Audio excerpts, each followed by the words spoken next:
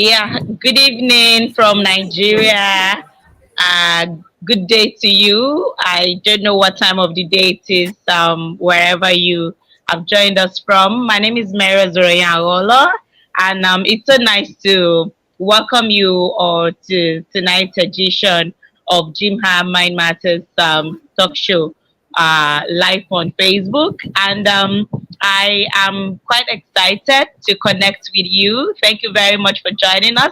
I believe we're going to have more panelists joining us along the line as the discussion continues. Once again, my name is Mary Ozuruonye Agholor, and I like to introduce the panelists that we have tonight. Tonight we have Dr. Rania Lapu. I don't know if Dr. Rania is here already. Okay, she's not here yet. We also have Piyush VC. Piyush VC is a mental health advocate. Piyush, how are you? Good evening from here. Good evening from Nigeria. Good evening, Mary. I'm absolutely excited to be the part of this community and looking forward to contribute as much as I can. Thank you very much for having me. Thank, thank you very much for joining us tonight. Also, we have Joy Sophia. Joy Sophia is also a mental health advocate, someone who is advocating for mental health in our society and making lots and lots of impact in GYMHA. Sophia, how are you doing today? It's so nice to have you here.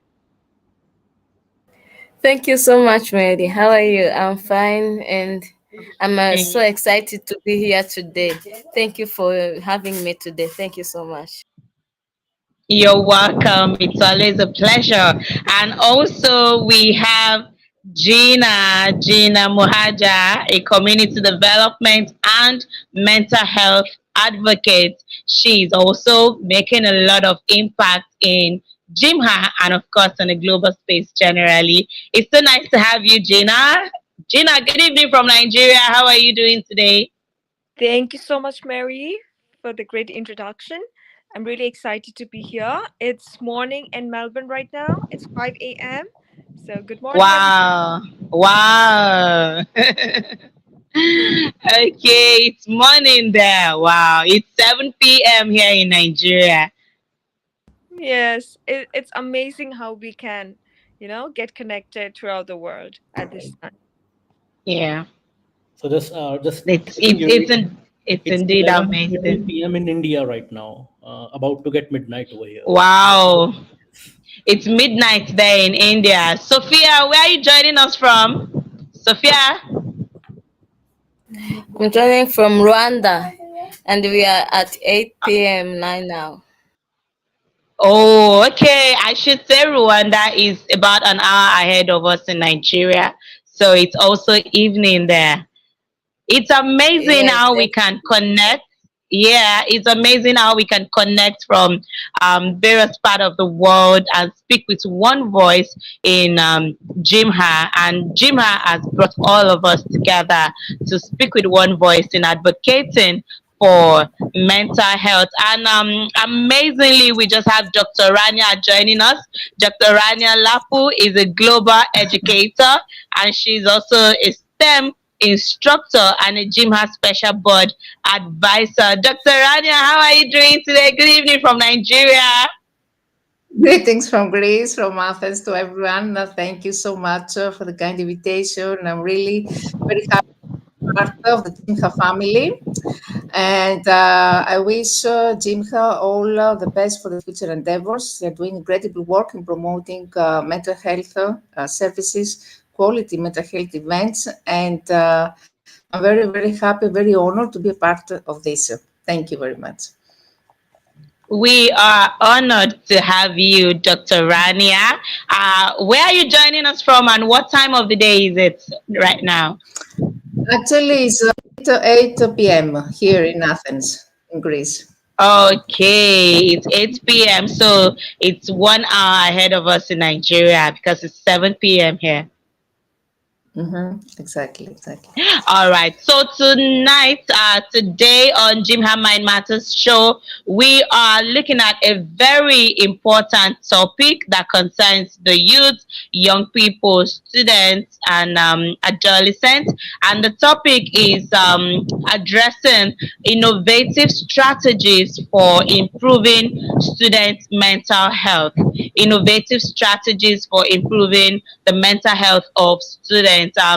We all know that young people, especially in school, tend to experience a lot of mental health issues because of the pressure that comes along with education, reading, keeping up with assignments, courseworks, and everything that has to do with their education. So, how can students, what are the innovative strategies that students can use to improve their mental health? These and many more are the things that we are going to be discussing tonight, and we'll be looking at some of the problems that is associated with the mental health of students in school. So, let me start with this question before I go into the main question of the day. Let's start with talking about the support, the ways we can support students with mental health issues.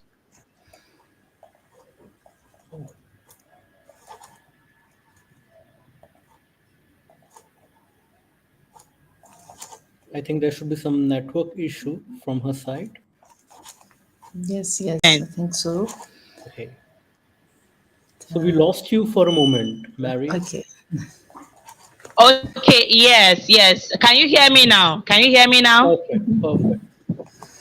All right. So before the network took us off, I was saying that what are some of the early warning signs of mental health problems in students? And I'd like you to go first, BC. So mental health is a very, Piyush, over to you. yes. So mental health is very crucial issue nowadays, especially in adolescents and youth, and it's something that every parent and teacher should address. Now, one key important thing to understand how mental health affects student is to know the symptoms. And the very basic symptom is to know and understand the changes in the behavior, So a sudden change in the behavior, or if they are lacking interest from the activities they used to enjoy earlier, it's a very key sign that they are going through some mental health issue. At the same time, if they are involving in self-abusive activities or substance abuses, now these can also be a sign that they are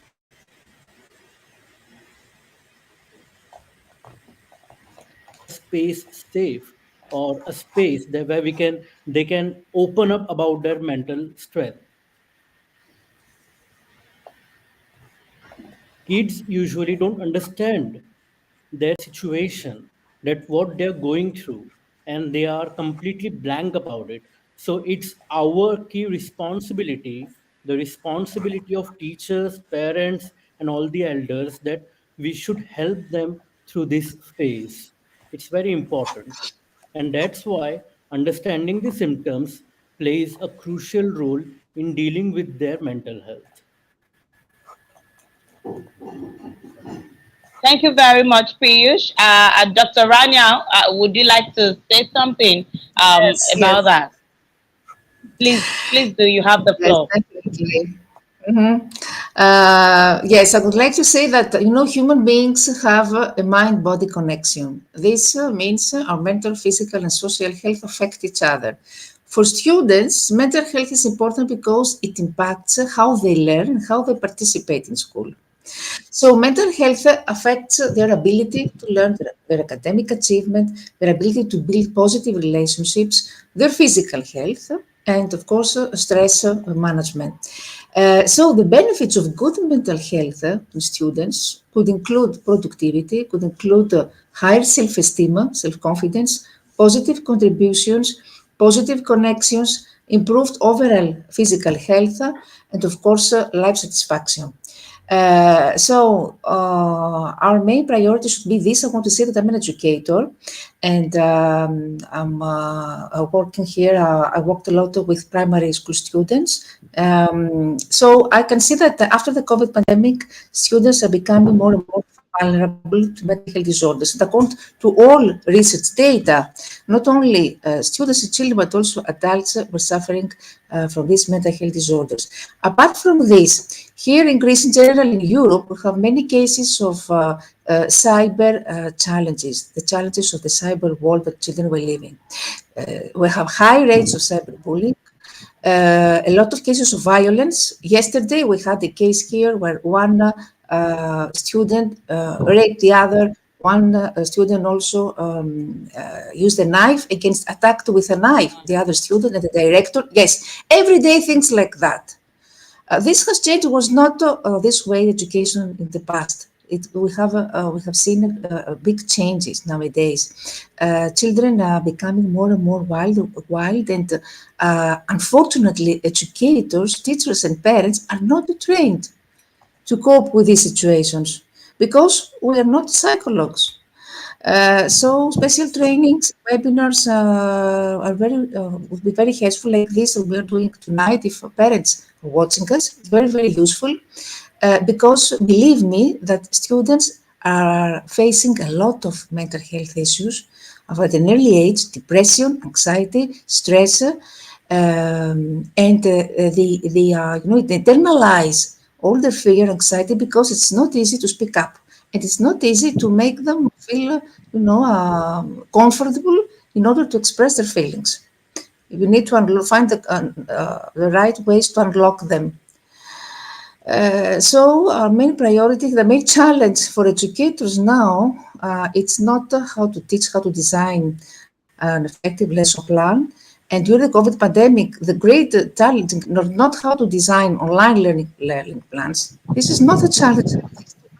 How to maintain the attention of students during a boring process like distance learning, how to help them, to be engaged in the classroom, how to help them build positive relations, as I said before, with the colleagues, with the classmates, and at the same time collaborate with parents.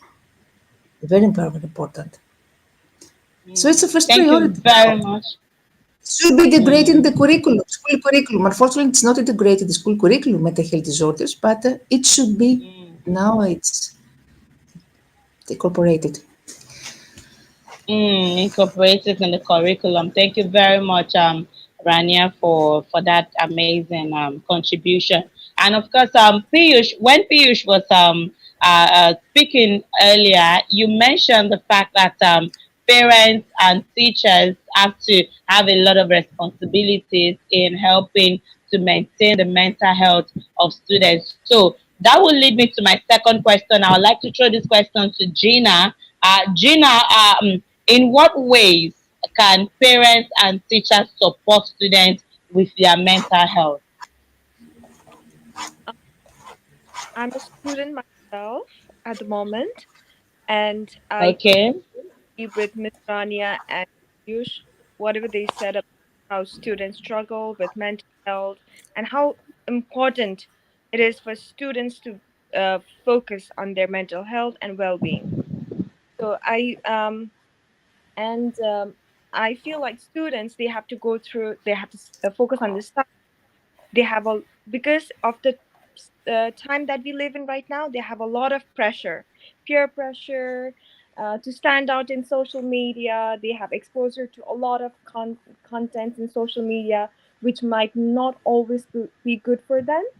So I feel like it is extremely important for students focus on mental health issues. And as parents, they have to make talking about mental health um, very open, usually in different contexts, in different parts of the world. Talking about mental health issue is stigmatized.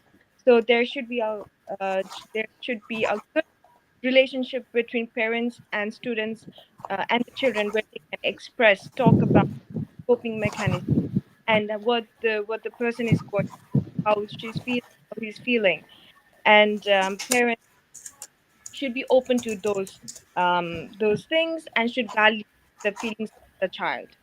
And in school, it's the same thing, creating uh, a very comfortable environment for the children, for the where they can open about mental health, and without feeling any judgment, without fearing anything, um, and trying to be very empathetic towards students. Like we used to get a lot of assignments, a lot of pressure, a lot of tests when I was in school. So I think that must really impact, and maybe getting to know how ready the student is to take a test, or how where they are at the moment, because incorporating, sometimes students, they go through a lot of family issues, and incorporating that in studies together may not come out properly. So getting to know and creating a safe space where everybody can speak out is very important. Thank you. Thank you very much. Thank you very much. You've really spoken your mind from the perspective of being a student that you are, and you are like a voice for every other student who are struggling with their mental health at a time like this in school. So I would like to ask Joey Sophia, do you agree with everything that Gina has said about? Okay, I think we lost them here, and I'm left with okay, Joey is back. Sophia, can you hear Okay, me? yes, I'm hiring. Yeah, Okay, so thank do you you so agree much. with everything Gina has said, or you would like to add to some of the points that she raised about how teachers and parents can support the mental health of students?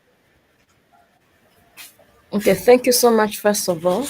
And I would like to add something about what Gina was saying. I think the first step of helping teachers and like students in their mental health issues is to first create a friendship environment. We know that everything you can do without breeding a trust with someone you are going to do with it, there's no impact significant. So first of all, is you have to the teachers and the students have to be friends, and after being friends, they have to create a supportive environment that fosters open communication. This open communication will reduce a stigma and the mental health issues that can be arising when they are discussing. And other thing that we can say is about being observer of change in the students they are teaching, and about their emotions expressions. They have to be careful, no, just not focusing on curriculums, but they have to make sure that they are following their emotions expression in everything they are doing. And other things is like for parents, they have to maintain open communication and non-judgmental communication with their child, encouraging them to express their feelings and concerns. And here it will create a good environment with them without any judgment that can be arising while they're teaching them. And well, they have to create and educate about the mental health awareness. They have to create a self-awareness, self-regulation, and empathy for them. This will help them to have better and good communication with them, to have a friendship with them that can express their emotions for them, so that they can be like not for family only, but they have family and friend on the same time. And last but not least, that I can add is like when they have a question or they just search a question and they found it, they have to seek a professional help.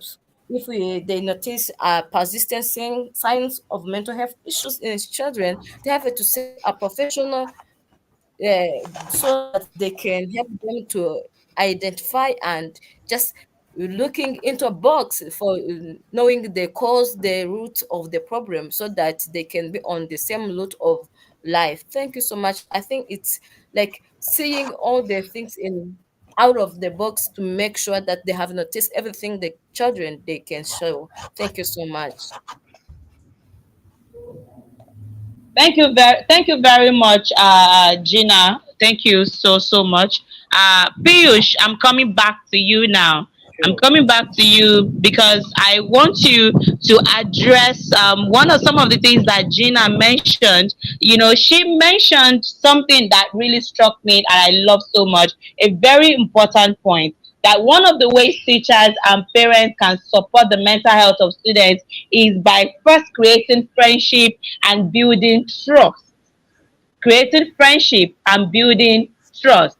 So, Piyush, you as an adult, you know, you are a mentor, you are a teacher, you are a parent, you know, you as an adult, if you put yourself in the shoes of an educator, a lecturer in school, how would you use this friendship method and creating trust to help solve the problems of mental health in your students?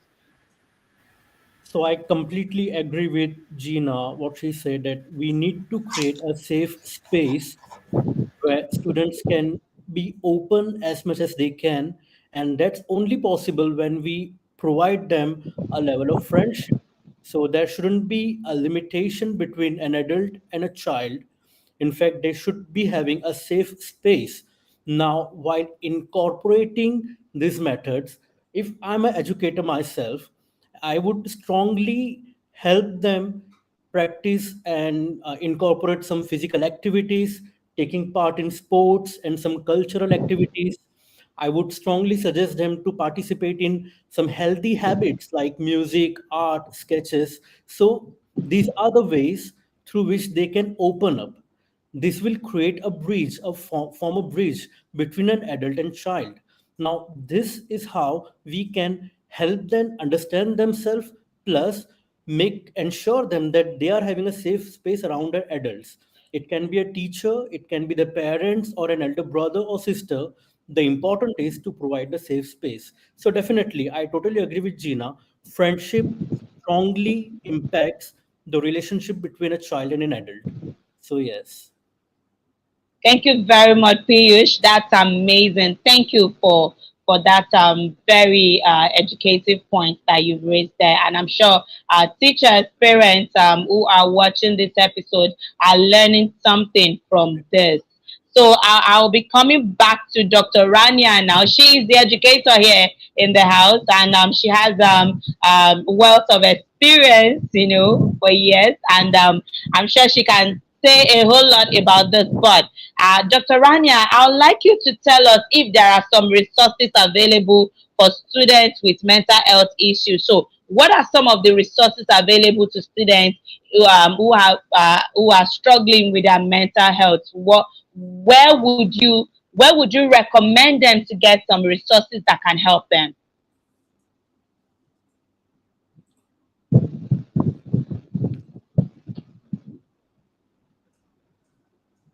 Dr. Rania, please unmute your mic. Please unmute. We can't hear you. Yes, I would like to suggest some mental health apps because young people now are more tech savvy, so they will be more motivated if we suggest them some apps. But before this, I want to add some things to what we said before. It's important to teach stress management skills and time management because children are suffering from this also. This means that we should help them structure their schedule. It is very important. We can promote positive body image and self-esteem. It's another important thing. We can encourage outdoor classes because they can allow students to get some exercise, fresh air, things like that. Promote emotional literacy, what we call, or social emotional learning is another big issue. And of course, get involved with parents and make type of movement, also kinesthetic activities, as Dr. Pio said. But at the same time, we need to learn how to recognize the signs. Recognize the signs that the student may need help with. This is the first step in order to provide support. Communicate with care is another issue because we should express our concern and willingness to help actively and respectfully listen to their feelings and experiences, to validate their emotions. Validation is another issue when we talk about emotional learning, and acknowledge their difficulties. So it is important to avoid here giving advice or solutions or opinions. Instead, we can encourage them to seek professional help if needed, respect their privacy, and also be ready to be active listeners said before. So in order to enhance our communication with students in these cases, we need to express a concern, to offer them assistance, to acknowledge the difficulties, and to try to provide accommodations. That should be what I mean by accommodations, to be flexible about deadlines, about assignments, about exams, offer alternative modes of assessment or instruction, and provide extra time or breaks or extensions if needed. In any case, try to promote wellness. So we can model healthy habits and behaviors, such as tell them to eat well, to sleep enough, exercise regularly, to teach them skills about how they can cope with their emotions, like mindfulness, right, relaxation, breathing. In any case, engage them in positive and meaningful activities like hobbies or volunteering, connect with their peers, with mentors or support groups, encourage them to recognize their milestones, their achievements, so to get the sense of achievement, collaborate with others.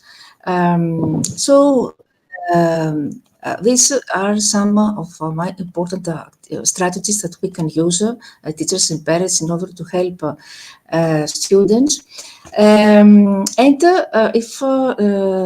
Of course, provide access to psychologists and counselors if it's possible in a school community. That would be ideal. And now here in Greece, there is a big effort in the Greek Ministry of Education, where I'm working, to reinforce the institution of school psychologues. So now, the resources I mentioned before, that it would be interesting to suggest some mental health apps. One app is called the 7 Caps. Is an app that allows to have one-on-one communication with a listener anytime, day of night. So here, real anonymous listeners provide free counseling and emotional support to individuals who are depressed and overwhelmed. It's an app which is suggested to college students. Another app for students is called Aloe Bada. And this actually gives you the chance to pause, to take a deep breath, to perform activities that recharge you. Another app is called Balance. The Balance app offers opportunities for meditation.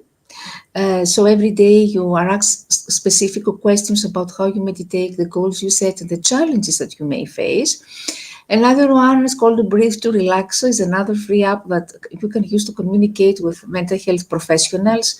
Another one is called Calm, and this app can help improve our sleep quality, can improve our mental focus, reduce anxiety, stress. But actually, most of these apps help to reduce stress and anxiety. There is another one like this, eMood. Also another one which is called Fabulous Happify. It helps you reject the negative thoughts and stress. Happy App. And Happy App provides you with encouragement and support. You need to feel valued, to feel respected. MoodFit is another one. Mood tools, again, to eliminate sadness and depression. So many apps. Another one is Shine. I suggest apps because, as I told before, children now are very tech savvy, and they prefer anything that we give them in a digital form, instead of tell them read this book or visit this website. So we need to speak the language of young people. That's why I'm suggesting mental health apps. It's more, motivating for them.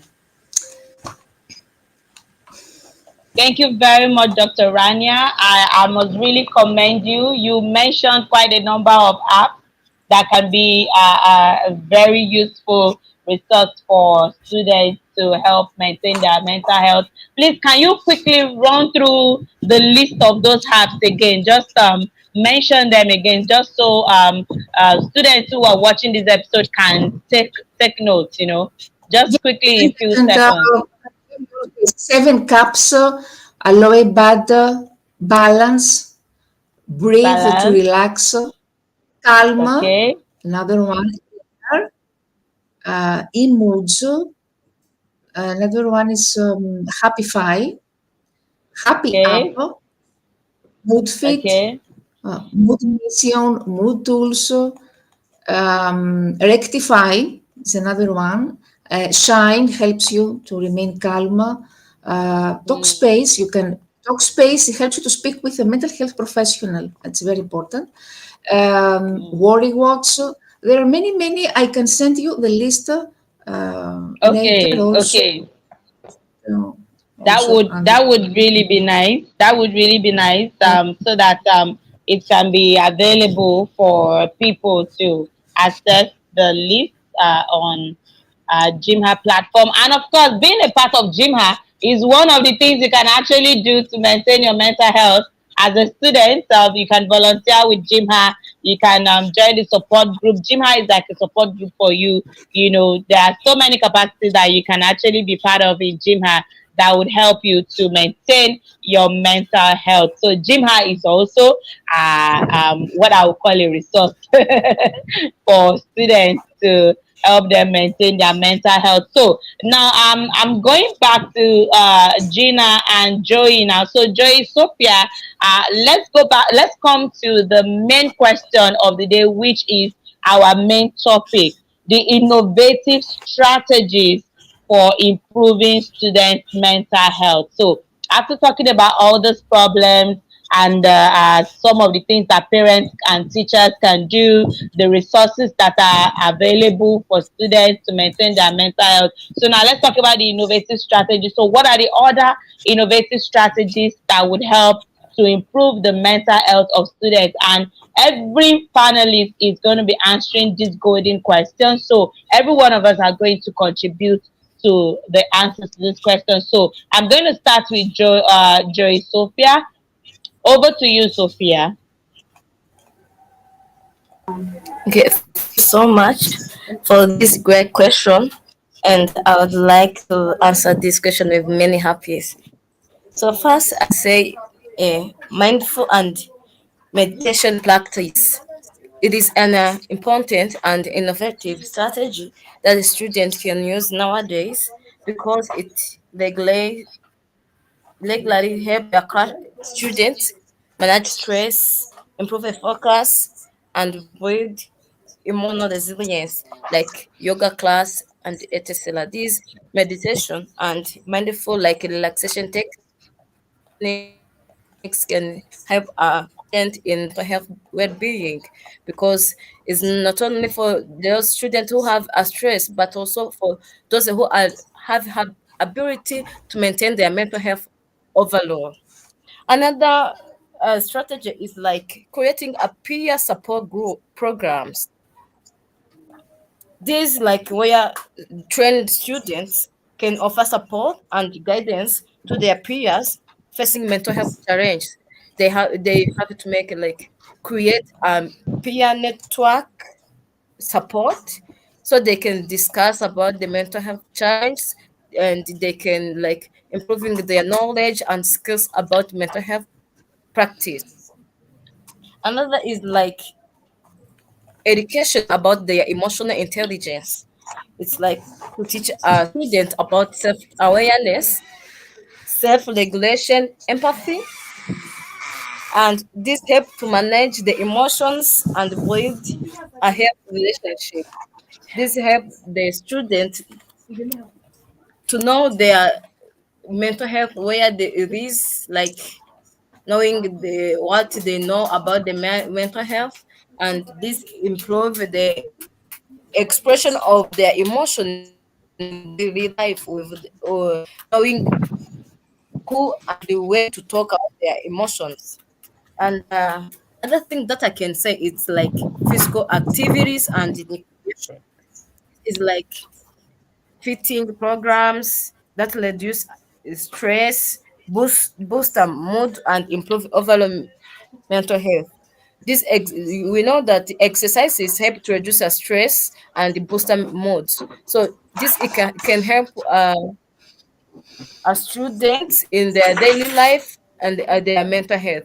I think it's like those combination of those innovative strategies can improve their mental health nowadays? Thank you. I think that is my insight about that. Thank you very much, Sophia. Piyush, I would like you to say something about that too. What are the innovative strategies that can be used to maintain the mental health of students? Yeah, thank you, Mary. So,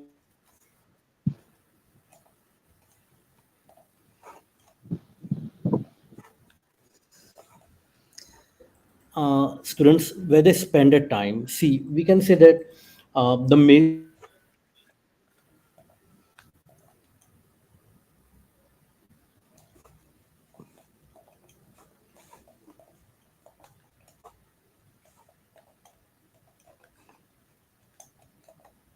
phases in which we can divide a complete day of a student. Now, it three stages should be tackled and taken care of. When it comes to the home, parents should be mindful about their kids, their day to day activities, their involvement in social media, their habits, their involvement in physical activities and art and culture and everything. At the same time, it is believed that kids listen to parents in a way that like we say, action speaks louder than words.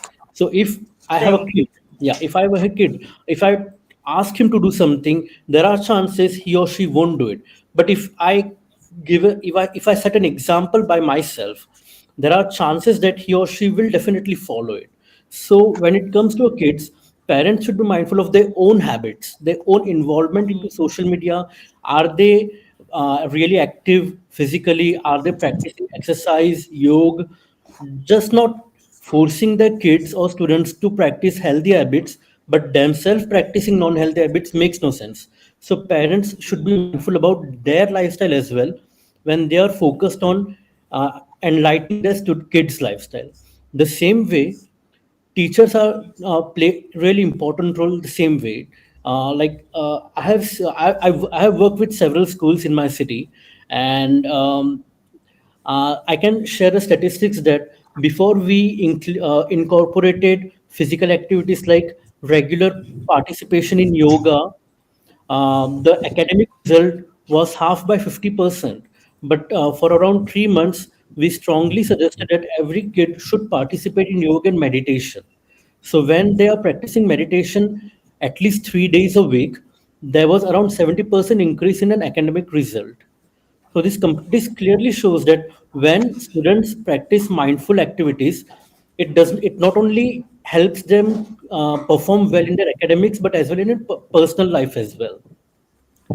Now, the way they are connected through social media also plays an important role. Like recently, like Dr. Rania mentioned, so many really helpful apps. So parents should note those apps and should ensure that their kids and their students are practicing those mindful activities through those apps. Nowadays, we have so many online platforms. There are so many online professionals who are readily and eagerly waiting to help students and kids. It just they need to reach them. There should be some platforms through connecting all the 3 points.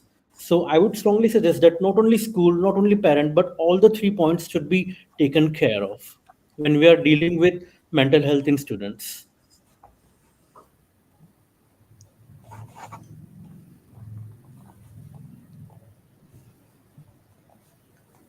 Thank you very much, Piyush. That's quite amazing. There's something you mentioned that really struck me. Parents should be mindful of their own lifestyle. Parents should be mindful of their own lifestyle because whatever lifestyle they exhibit, the children are learning from this, and it has ways of affecting the children in their later life. And this is something I really want parents to learn this very key point from you, Piyush. Thank you so much for mentioning this among other amazing things that you have mentioned so far. Gina, I'd like you to also say something about this innovative ways to help innovative strategies for improving students' mental health. From your end, what are the innovative strategies for maintaining students' mental health? Firstly, I would like to thank dear panelists for like talking about different platforms where the students can seek help, right, in today's context. And I feel like so many platforms are free of cost as well, which is very important. But one very important thing I've realized is the help seeking attitude in children, which is not really present. So I feel like it is very important to make them be able to talk about their mental health. So one simple way would be, and mostly we run away from our emotions, and parents and teachers, they shut down the emotions of the child, saying like get over it or do this, don't get, yeah, so they don't have time to realize and sit with their emotions. And just shutting down one's feelings and emotions is not helpful. So journaling is one very, very simple and very old, traditional, not so innovative, but I think one very important thing that always works. And another important thing is, students of different age may not be comfortable to talk to much older people, as they may feel that they might not relate to what they're experiencing.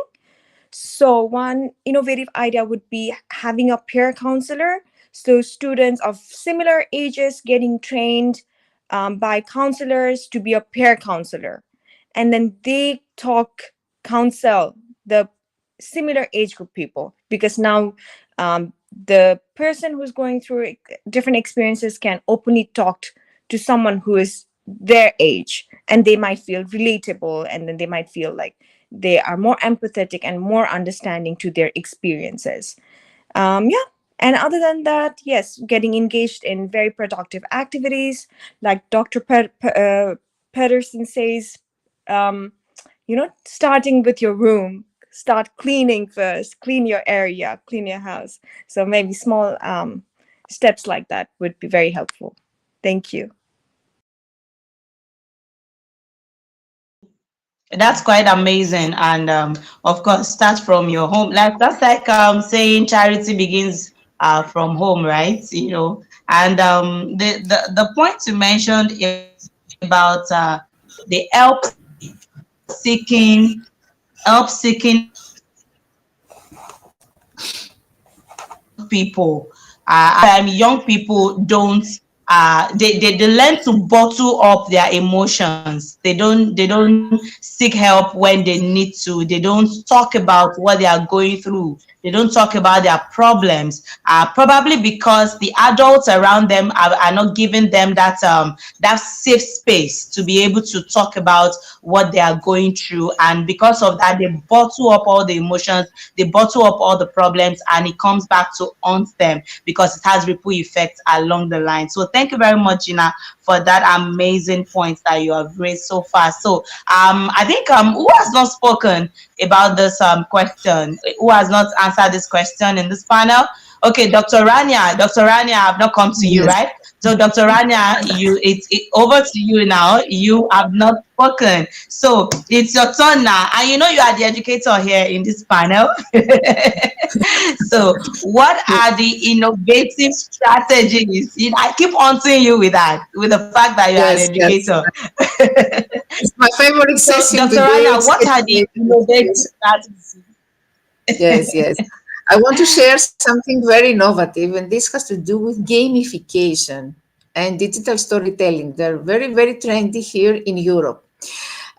So recently, there was one European program that I can mention, which is called, it's a European funded program, Reguela, which aims to bring together sociologists, psychologists, anthropologists, legal experts, agencies, in order to develop novel methodologies that will create a better understanding of the factors affecting online behavior.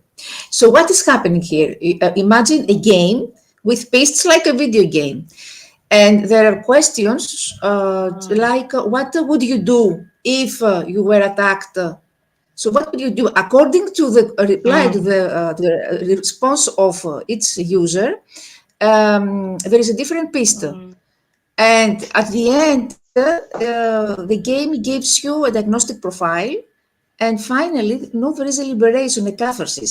I'm telling you that this program costs billions because police also is involved, psychologists from different countries, Italy, Portugal, Greece. It's considered as very, very innovative. It's now on a pilot basis, but it has amazing result because it can reach what we call catharsis, liberation. It can help children liberate and learn ways in order to fight with cyberbullying. But first, it gives a diagnostic profile according to the reply that you say, but all in a very gamified environment. So digital storytelling gamification considered as the most innovative. And of course, let's not forget arts and music therapy. It's not accidental that during the COVID pandemic, there were many competitions that were organized on the topic of COVID pandemic art competition. Why? Because of this liberating role of arts. Because arts and music therapy are like psychotherapy. They use artistic and musical activities to help people express and process their emotions, their thoughts, their experiences, to help people cope, with stress, with trauma. So this is very, very important, especially we talk about primary school education. It's absolutely necessary to integrate arts. You mentioned before about social emotional learning. Definitely, this has been, I think, an integral part in the school curriculum nowadays. There are many, many programs that we can implement through, for example, have e-twinning programs. E-twinning programs in Europe are programs that we implement with teachers or students in the same country or teachers students with other countries. So it's very important because we learn how to manage our emotions, how to cope with different cultures, with different opinions, how to organize at the same time peace activities, discussion activities, conflict situations, simulations of dialogues. All this have to do with social emotional learning and peace education also. And peer support and mentoring that it was mentioned before, because I definitely believe that helps students feel less isolated and more connected and more confident. So I think that there are many innovative ways that we can leverage nowadays, especially if we talk about digitalization. And I forgot to say that the World Economic Forum, I was reading recently, that the World Economic Forum use now data from social media to spot trends in mental health and prevent self-harm. Because a growing number of studies show that language patterns and images in posts on social media can reveal and predict mental health conditions for individuals and evaluate mental health trends across populations. So thanks to the advances of artificial intelligence, I forgot to mention that nowadays we can leverage so many tools of artificial intelligence, natural language processing. These are becoming more and more sophisticated, so they could definitely reach the field of mental health. All these are very important because whether we like it or not, we live in a hyper-connected world, and the future of learning will consist of a combination of digital and hybrid models. So we learn, if we want to help students with mental health issues, we need to help them navigate the complexities of the cyber world to become responsible, wise users of the internet, to learn them about an ethical conduct, moral principles about how to behave online. This way, it's the only way that we can help children cope with mental health disorders. Because social media, they're very, very, the impact of social media is important. You know what is happening with likes. Children have depression if they don't get enough likes. They're jealous of their classmates because they have more likes. We adults are also the same, not only children. So all the studies show that social media also are very important. So how we handle social media, if we explain to children that this is a fake world, a virtual world, it is not a real world. And if we help them how to fight with this narcissistic tendency to show off that we have a nice car, to show off that we are going a nice trip and things like that. If we achieve this, that would be very, very important if we manage to achieve this. Thank you. Thank you so much, Dr. Rania. I love the fact that you talked more about the use of social media and the cyberspace, and it's very important for teachers, parents, and adults to teach young people the right ways to navigate the complexities of the cyber world, because the major problems that young people are facing today is from the internet, the social media, the things they see, the things they post, the things they see their peer pressure talk about on social media and the likes. It's really amazing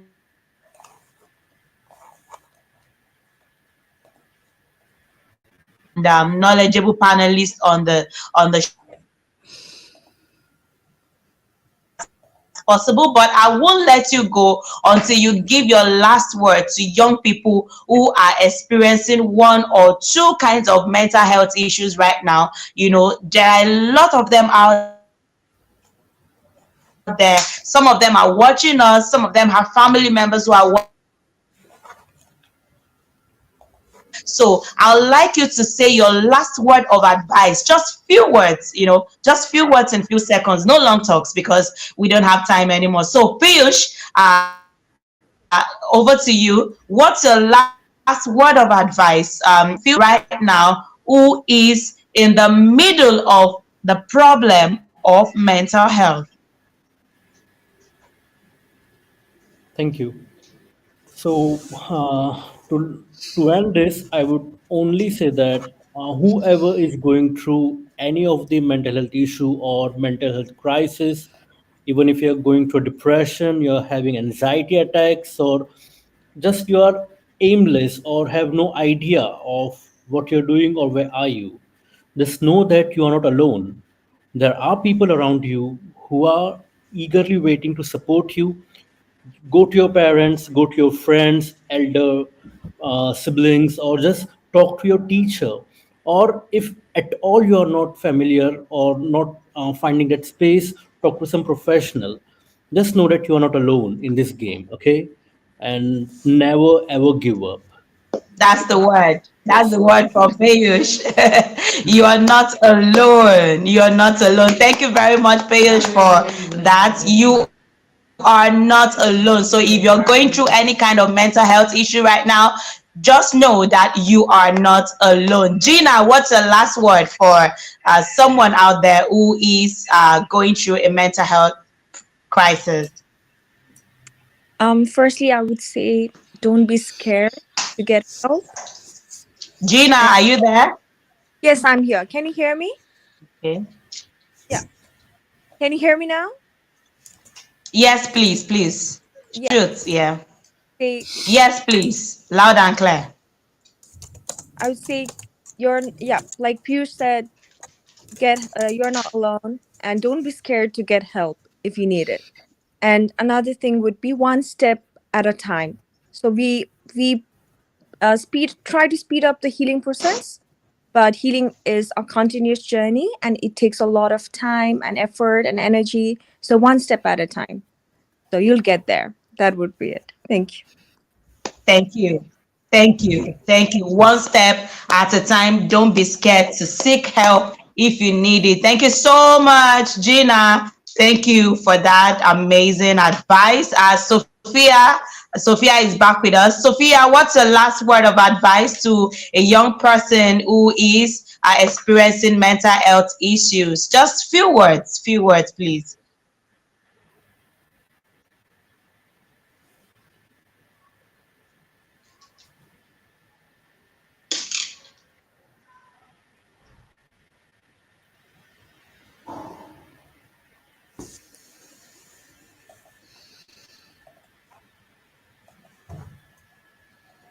Don't think we have our audio. All right, so Dr. Rania, what's the last word of advice for Yes.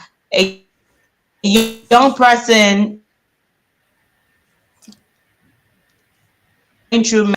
health issues? Yes. Yes, yes. Hello, Dr. Don't. Rania.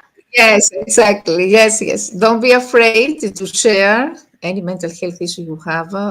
Don't be afraid of stigma or stigmatization of any other fear, because speaking up is a sign of strength and not weakness. So try to find the courage to share. It's not a weakness because all of us, more or less, we have mental health issues. Let's be honest. All of us, throughout our lives, we will experience or we have already experienced mental health disorders. So it's something which concerns all of us. It's not an individual problem or separate problem. All of us are facing it. So you can find compassionate people that can help you. As Dr. Pio said, you are not alone. There are many experts Thank that they you. can Thank reach you. out. Thank you. Don't be Thank you. sharing a sign of weakness, right, Dr. Rania? Sharing is not a sign of weakness. It is a sign of strength. It is a bold step you should take. I wish we could go on and on and on, actually, but time is already fast. I know that we don't have that time and we have to just wrap up. And so it's a wrap for today's episode of GYMHA Mind Matters, and it's really an amazing session today. Thank you so much, Dr. Rania, for joining us. Thank you, Pio, for joining us. Thank you, Sophia. Thank you, Gina. All of you are connected from various countries in the world, and I am here moderating from Nigeria, and it's been an amazing time. And I know that everyone who has watched this right now have learned something about the topic of the day, talking about innovative strategies to solve the problems of mental health, to maintain mental health in young people, in students. And I would like to encourage everyone watching us right now that you can be a part of the progress going on at GYMHA, the Global Youth Mental Health Awareness Initiative.